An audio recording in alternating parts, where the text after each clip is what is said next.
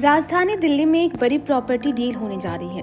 इतनी बड़ी कि देश भर में उसकी चर्चा हो रही है। इस डील में महाराजा साहब की हवेली शामिल है। दिल्ली के लुटियन जोन में 3.2 एकड़ में बने टिहरी गढ़वाल के महाराजा मनुजेंद्र शाह की कोठी बिकने जा रही है। 5 भगवान दास रोड पर बनी इस कोठी के लिए 1000 करोड़ रुपए की कीमत तय हुई है।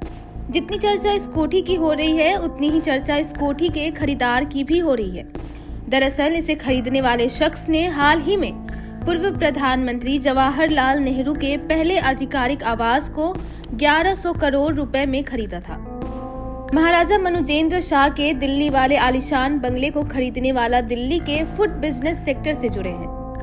बस इतनी जानकारी सामने आई है कि बिजनेसमैन दिल्ली के फूड एंड बेवरेज सेक्टर में मजबूत दावेदारी रखने वाले हैं। हालांकि खरीदार की पहचान फिलहाल सामने नहीं आई है।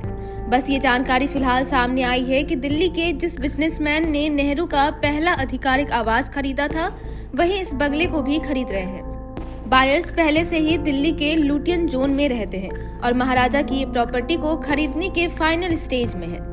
इन दोनों ही प्रॉपर्टीज को ट्रॉफी स्टेट की श्रेणी में रखा गया है, मतलब बेहद दुर्लभ और आलीशान प्रॉपर्टी माना गया है। दिल्ली में पुरानी संपत्तियों में खरीदारों की बढ़ती दिलचस्पी ये बताती है कि दिल्ली का लुटियंस जोन आज भी रियल एस्टेट मार्केट के लिए खास है। टिहरी गढ़वाल के महाराजा मनुजेंद्र शाह की कोठी की डील और 1000 करोड़ की वैल्यूएशन ने बता दिया है कि दिल्ली का रियल एस्टेट मार्केट आज भी आकर्षण का सेंटर बना हुआ है। लोग आज भी हेरिटेज संपत्तियों में दिलचस्पी रखते हैं। महाराजा जी के इस प्रॉपर्टी की बात करें तो 12,950 वर्ग मीटर में फैला ये बंगला गढ़वाल राज परिवार की परंपरा, उनकी विरासत को दर्शाता है।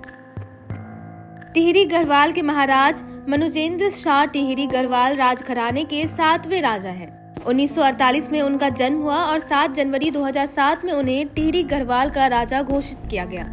दिल्ली के मॉडर्न स्कूल से पढ़ाई और सेंट स्टीफन कॉलेज से पढ़ाई पूरी करने के बाद उन्होंने महारानी माला राज्य लक्ष्मी शाह से शादी की। उनकी एक बेटी है।